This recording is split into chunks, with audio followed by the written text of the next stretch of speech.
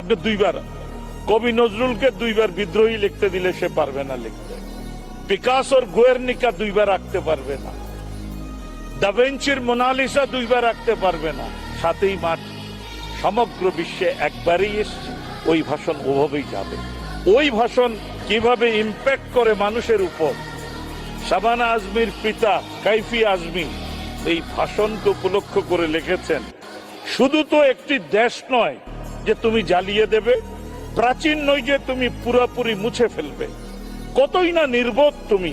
খয়রাতে পাওয়া ট্যাঙ্ক নিয়ে আমার দিকে ধেয়ে আসছো, রাত দিন নাপাম বোমার বৃষ্টি বর্ষাচ্ছ, ক্লান্ত হয়ে পড়বে তুমি। শৃঙ্খল পরাবে তুমি কোন হাতে, হাত তো আমার আছে 7 কোটি। গর্দান থেকে কোন মাথাটি তুমি আলাদা করবে, সেখানে তো মাথা আছে 7 কোটি।